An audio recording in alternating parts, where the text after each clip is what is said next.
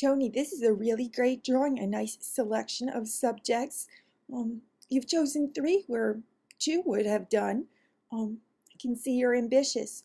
One thing I might suggest is letting the subjects be a little larger on the page. For instance, they could be positioned closer to the bottom and extend as high as they do.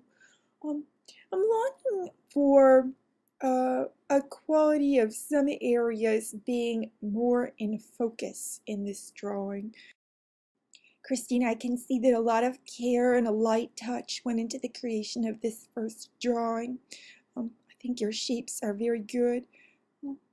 I noticed that the shadows are falling forward, which suggests to me that the subjects are backlit. I'd say that's probably a situation to avoid. It's good to have the light coming from one side or from the front to one side, for example. When I look at the apple, I feel as though you're shadowing it according to an idea of how it should look, because if it is backlit, we might see a sort of light rim around the edge, sort of like a halo, and the center part would be dark. Now, about your television set, this is just the sort of subject that the assignment was asking for. I want you to watch the rear edge of the table. It's very important that things that are far should look the same size or smaller compared to things that are near. So the front and the back edges of the table are in actuality the same size, but because the rear edge is far, it's diminished in size. Hi, Brandon. Well, with this trio of subjects, it seems as though your eye level is pretty low.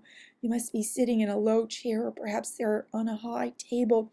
This is an easy way to get things right. However, it's not a way to work your magic and get the audience to believe in the illusion of three-dimensionality, just for your reference. I'll bet you that if this book is sitting flat and we can't see its cover at all, that the bottom edge of this face is also a straight line. Oh, by the way, it'd be a good idea to put a little suggestion in for ground, whatever value the tabletop may be, for example. Now, looking at your second drawing, I am not persuaded that you are regarding this room drawing from a fixed vantage point and using sighting. For instance, let's take a look at the picture on the wall. Notice how its bottom edge ought to be parallel with the place where the wall meets the floor below it. Remember that the second drawing every week is going to be the more important one. Well, hi, Tangi. I think that the choice of glue bottle was a good one here, and that must be perhaps a beaker behind it. The way that the top of the glue bottle is drawn is very apt.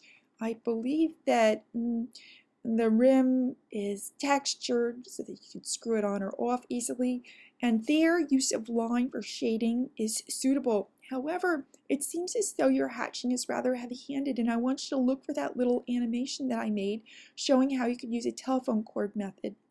Well, this drawing feels unfinished. There's no value for ground. There are no cast shadows. I want you to give your drawings a little more time, and I also want you to draw in your spare time in a sketchbook.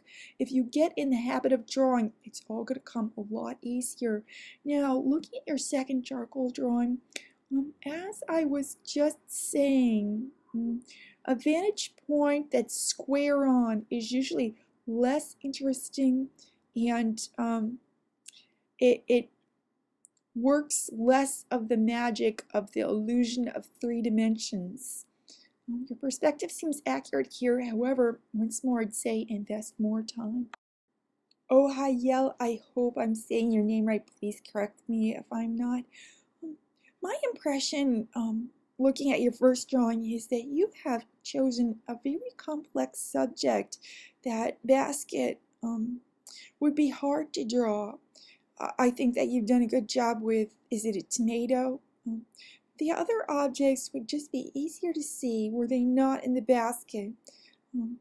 Also look for a cast shadow. This basket must give some sort of shadow on the table it sits upon. Now with your second drawing, the perspective seems very good.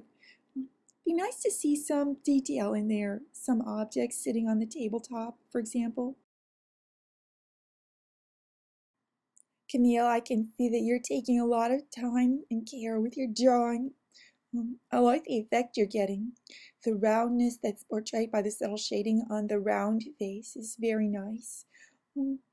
Notice that if we see the opening at the top of your vase as being an ellipse, the bottom edge must be elliptical or a section of an ellipse also. In fact, it ought to be more curvy.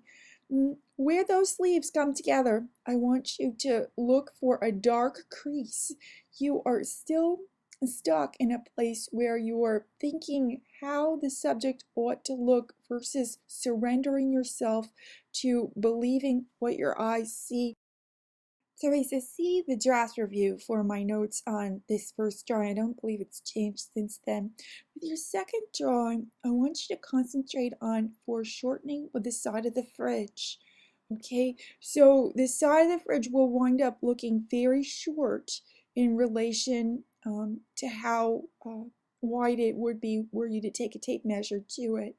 Also, check the countertop there. I think that you may see less of it.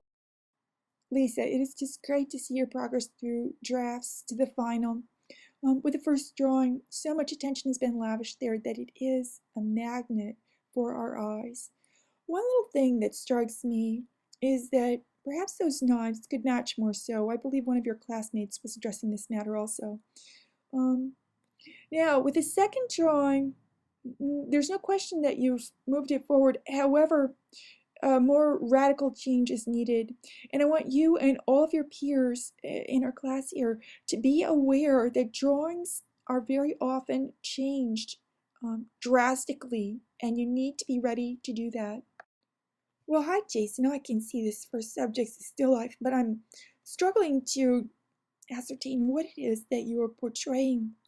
I'd like you to spend a little more time drawing and creating loose sketches beforehand, figuring out how you're going to portray what it is you've chosen to draw. I want you to avoid situating your subject on the bottom edge of the page. In other words, don't let the bottom of the page equal ground and don't let it cut your picture off. Now, with the second drawing, you are getting some ideas here with perspective. However, I want you to be more of a stickler for using that sighting method. I want you to take more time with the creation of your drawing. Christina, what an excellent array of subjects here.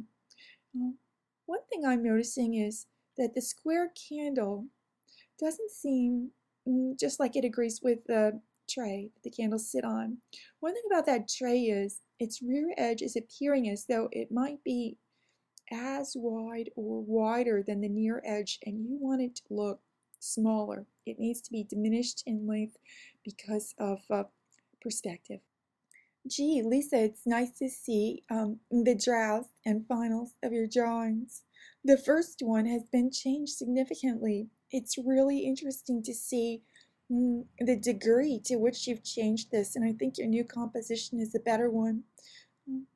Now, with the second drawing, I don't think you understood what I was telling you in the draft review, and I want you to go back and look at that again. I am certain that if the paneling on the bottom of the left wall is parallel with the place where the wall meets the floor, the same must be true at top. And as I was saying to Lisa M., you need to be ready to really overhaul a drawing to get it right.